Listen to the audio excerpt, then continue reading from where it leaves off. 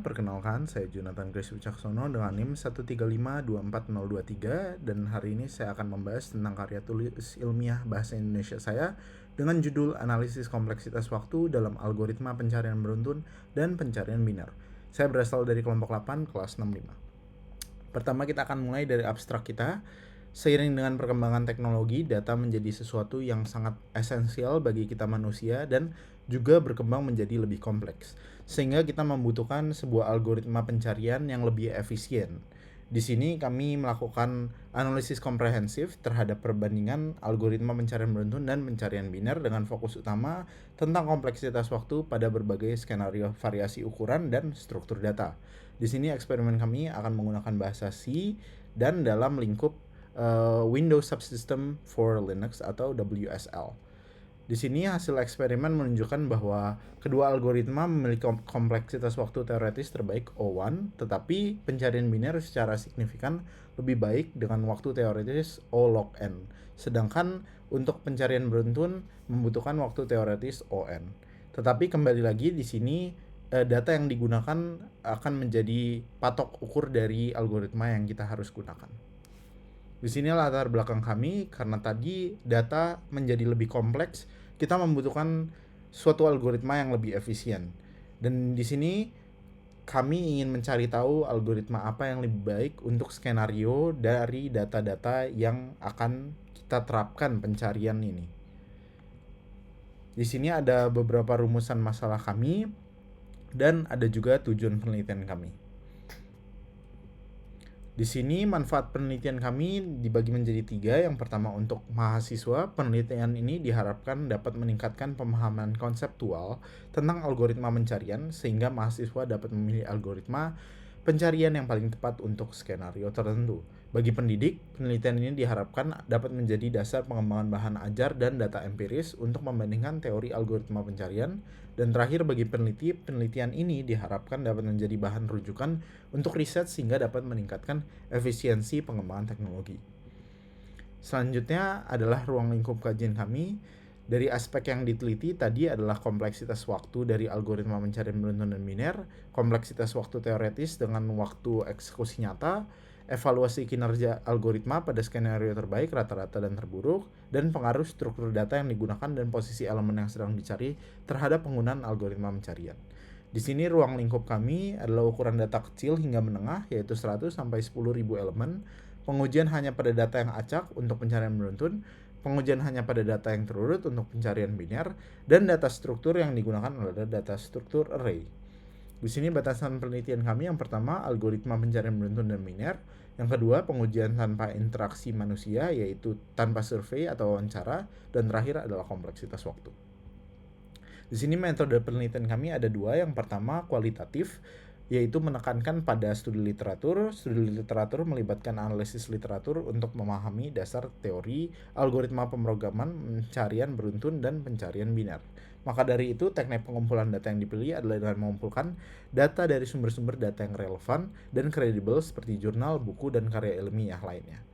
Lalu kami juga melakukan penelitian ini menggunakan metode kuantitatif seperti yang sudah disebutkan tadi, yaitu melalui percobaan menggunakan bahasa C pada WSL. Di sini ada beberapa anggapan dasar kami dan hipotesis penelitian. Hipotesis 0 kami adalah kompleksitas waktu algoritma pencarian beruntun dan biner tidak menunjukkan perbedaan performa yang signifikan, dan hipotesis alternatif kami adalah terdapat perbedaan yang signifikan antara kompleksitas waktu algoritma pencarian beruntun dan biner. Di sini adalah sistematika penelitian kami. Dan di sini adalah penelitian terdahulu, kami memiliki 10. Silakan pause video ini untuk melihat lebih detail. Lalu kita masuk ke landasan teori. Yang pertama adalah kompleksitas waktu. Jadi kompleksitas waktu adalah ukuran efisiensi algoritma berdasarkan waktu eksekusi terhadap input. Dan di sini notasi yang kami gunakan adalah OFN, yaitu notasi Big O, dan FN, yaitu fungsi batas atas pertumbuhan waktu eksekusi algoritma. Di sini contoh-contoh adalah O1 yaitu konstan, ON linear, dan ON kuadratik. Dan lebih lanjut bisa dilihat dari tabel ini, dari grafik ini, Big O complexity. Di sini ada algoritma pencarian beruntun yaitu idenya adalah kita mengiterasi setiap elemen dalam kumpulan data dari indeks pertama hingga indeks terakhir atau hingga kita menemukan elemen yang kita cari. Di sini keunggulannya adalah implementasi lebih sederhana dan tidak membutuhkan keterurutan data dan juga cocok untuk data berukuran kecil. Dan kompleksitas waktunya untuk kasus terburuk adalah ON, kasus rata-rata ON per 2, dan kasus terbaik O1. Di sini algoritma pencarian biner adalah ide kita adalah mencari dalam segmen-segmen yang selalu dibagi 2 sehingga lebih efisien dan lebih cepat daripada algoritma pencarian beruntun. Kompleksitas waktunya adalah kasus terburuk O log N, kasus rata-rata O log N juga, dan kasus terbaik O1. Di sini ada lingkungan data dan lingkungan testing untuk eksperimen kita. Dan di sini pertama kita akan melakukan pembahasan eksperimen untuk algoritma pencarian beruntun. Pertama kita definisikan struktur berupa array tab-in yang menyimpan array berkapasitas hingga 10.000 elemen dan jumlah efektif n. Lalu di fungsi main program membaca input bilangan hingga menemui -1 untuk diisi ke dalam array. Setelah itu kita membaca nilai x yang dicari.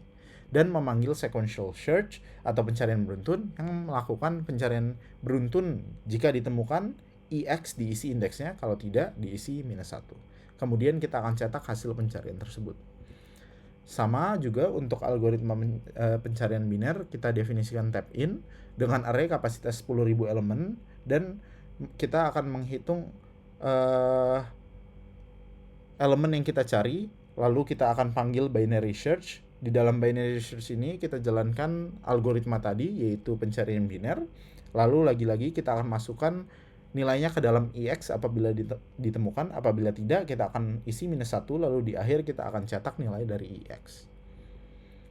Lalu di sini kita bisa melihat beberapa kesimpulan yang kita miliki. Yang pertama, untuk sequential search pada worst case-nya, jika nilai dicari berada di akhir array, maka ini akan membutuhkan waktu sebesar ON.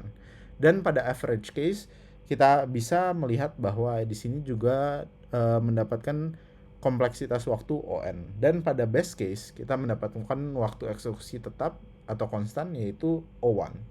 Dan pada binary search, untuk waktu worst case, yaitu nilai dicari berada di ujung atau tidak ditemukan, maka waktu eksekusi meningkat, tetapi hanya secara logaritmik, yaitu O log N.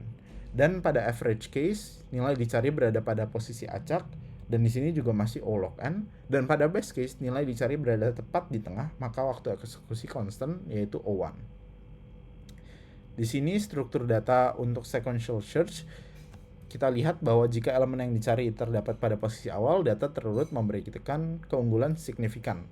Jika elemen yang dicari terdapat pada posisi tengah hingga akhir, keunggulan tersebut berkurang bahkan dapat berbalik, tergantung pada distribusi elemen dalam data acak. Untuk binary search, jika data terurut, maka pencarian sangat cepat dan efisien. Jika belum, maka proses pengurutan akan memakan waktu yang jauh lebih besar, karena harus diurutkan lebih dahulu. Lalu untuk sequential search, posisi elemennya semakin besar, posisi angka yang dicari semakin besar juga waktu pencarian. Untuk binary search, posisi elemen yang dicari memengaruhi performa eksekusi dari algoritma binary search ini.